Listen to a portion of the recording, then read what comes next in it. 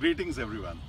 Meet Mr. Subrata Das, an accomplished HR professional whose career spans over 38 years.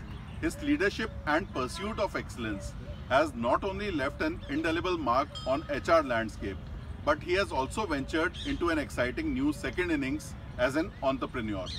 Mr. Das started his career at Care India, where he spent more than 2 decades in different cities and geographical locations like Gujarat, Bihar, West Bengal and Rajasthan. He then took to the role of zonal head of HR Fortis Escorts Hospital in Jaipur, followed by stints at Max Healthcare in Delhi, Rainbow Hospital in Hyderabad, Eternal Hospital in Jaipur and Bhagwan Mahavir Hospital, Jaipur. What sets Mr. Das apart is not just his leadership in HR, but his ability to step into different roles to ensure the seamless functioning of organizations that he has served. His journey is a testament to a distinguished leader who continually surprises us with innovative thinking and fearless spirit for taking risks. Let us interact with the man himself. Morning, sir. Good morning. Welcome to the Learning from Leaders series. What could be better than starting off the day with such a stalwart in the field of HR as Mr. Subrata Das? Thank you. Feel honored. Mr. Das, a research was conducted by Harvard University, Stanford Research Center and the Carnegie Foundation, which unveiled a remarkable truth that 85% of job success hinges on people skills while technical know-how contributes a mere 15%. During my first interaction with you, when you were the Vice President HR and Training at Eternal Heart Hospital, I found that you have extraordinary ability to manage people and you handle different types of problems exceptionally well. So how did you manage to have great interpersonal relations, especially with difficult stakeholders, which most of us find frustrating? Please share your success mantra regarding the same. Thank you. I feel honored with such huge words you have used. See, one of the most important things which I always believed in life is investing time in people. Investing time in people, I basically mean is getting in touch with them, having a personal rapport with them, and always ensuring that I am interacting with them in their time whenever they could spare. Another important thing which the stakeholders, because they were very critical for people in the hospital functioning, was getting up and meeting up with their teams also. So if you know their team, the problems which they are facing or anything which they feel may crop up, so one is always better geared up to handle that. I feel very proud of that is I usually remember the names of most of my colleagues irrespective of the level which they are, which basically means I know the GDS, general duty assistants you find in the hospital pulling up the wheelchairs and things like that, and to my, of course, my doctors and my very senior colleagues. Interacting with them, knowing their family. I know their family, their status. Many of them, I know what the status of the family is, the husbands do, or the wives do, or the children, where they are studying. So that interaction which I have helped me a lot in ensuring that I am very well connected with everybody. Giving them responsibilities. I firmly believe that giving responsibilities and no authority does not work well. So whatever responsibility, whichever way I used to give them, I also held them accountable, because when you are accountable, you will ensure that your responsibilities are carried over very well. The hospitals, we have a good number of human interactions and activities which we used to plan out. So always ensure that all my senior stakeholders and all the team members, they've always involved in it. When I was working in my international NGO, the government stakeholders, the government functionaries, they are very critical. So I always ensure that I maintain a very good liaising with them. My liaising skills, I am proud to say, was such that I have been a representative of the government functioning at different forums. I was sent to Bangalore also, Mysore, as part of the Government of Rajasthan Women Child Development Department also. To understand it, I have been auditor independent along with the entire team of WCD when they were doing it for the self-help groups and the function. When I was teaching marketing, one of the most captivating stories I share is legendary tale of KFC.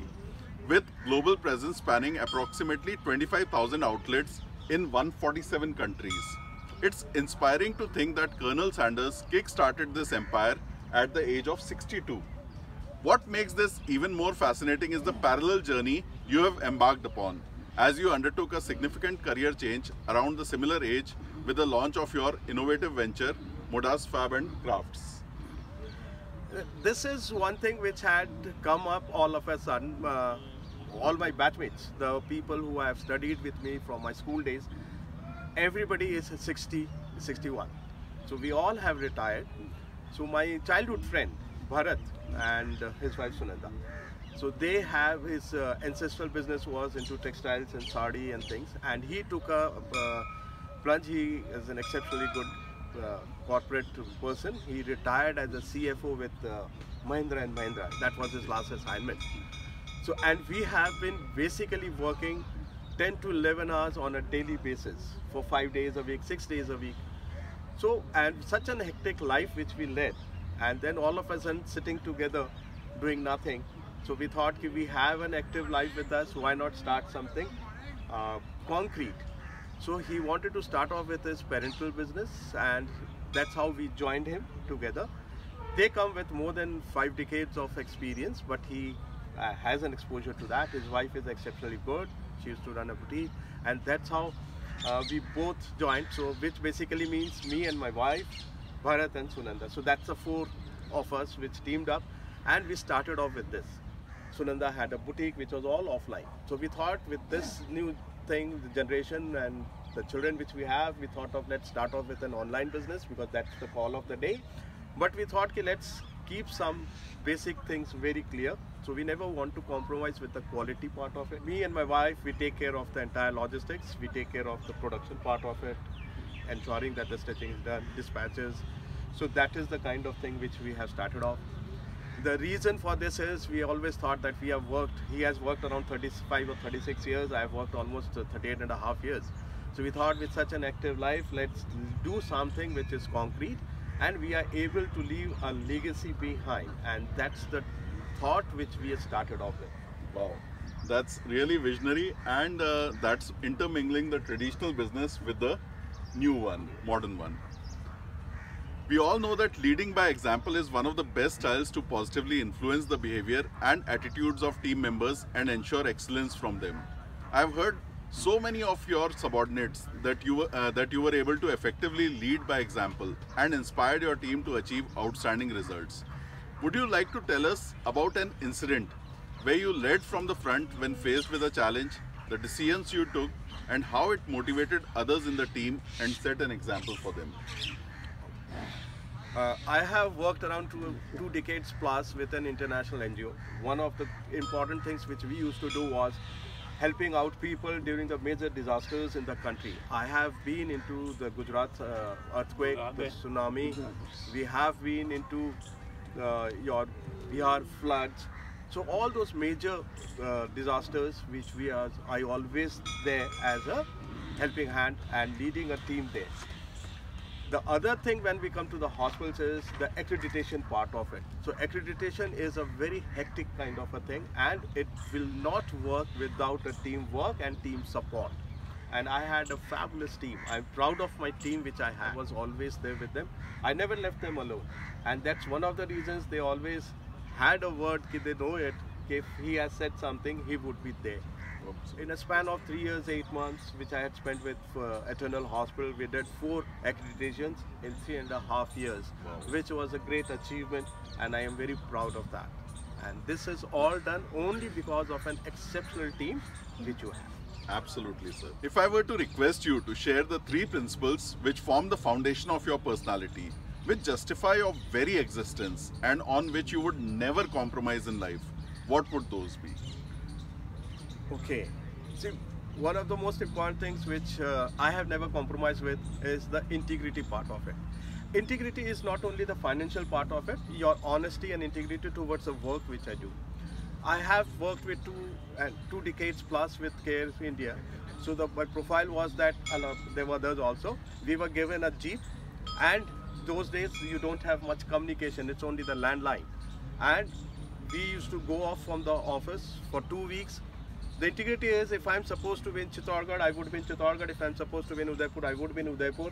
Ensuring that everything is maintained. Another thing which I firmly believe in, and I have been working in the NGOs where I used to work with Women and Child Development Department. The name itself would say that I have been working with women and girls. And in a hospital scenario, almost 50% are lady staff. So I ensured that I'm always able in a hospital scenario to give a very, very safe environment for them, and nobody should feel jittery about it. I always followed a principle of open door policy. I never kept it, and anybody can walk in. Another thing is I'm a stickler for discipline. I studied in a Jesuit school, so I have been that into it. So I ensured that whatever the norms are, which is the organizational norm, if I don't follow it, I can't expect others to follow it. So one of my most important principles which I do is I never got delayed coming to my office. Never. I was always there 10 to 15 minutes before, and many people have said that my aim in life is to ensure that I park my car much before you, which this has failed at the end of it. The principles which I carried has been acknowledged by my senior doctor colleagues also. They have said that the reason why Subrata is like Subrata is because he is very just. And another thing, when I was leaving my organization, my lady doctor says, "Mahilaon ka samrajya ab thoda kam ho jayega." So that's a compliment which I carry to my heart, and I believe in it. Another basic thing which it has nothing to do with principles, which I'm proud of it, is that all my colleagues with whom I have worked and who have worked with me, at least almost everybody is in a place where they head the HR department of their respective hospitals and organizations. So that is one thing which I'm very, very proud of. Wow, that's principle-centered leadership. We are thankful to you, sir, for sharing your insights, experiences and views related to different aspects of leadership in the Learning from Leaders series. Thank you so much, sir. Thank you very much. I was honored to be here, feel elated. Thank you. Thank you, sir. To summarize, the first key learning from our interaction today is to have great interpersonal relations. We must invest time in people, give responsibilities with authority and make team members accountable. Involve all employees to ensure participative management. Secondly, for a new venture, Mr. Das talked about providing high quality so as to leave a legacy behind. Thirdly, we learned that leading by example style of leadership works best when one works day and night alongside the team, delegates well, and then getting the work done is like cakewalk. And finally, the principles practiced by Mr. Das have been: 1. To showcase high integrity, whether you are being monitored or not. Having an open door policy and safe work environment. And lastly, discipline. Let us all keep learning and growing with such leaders.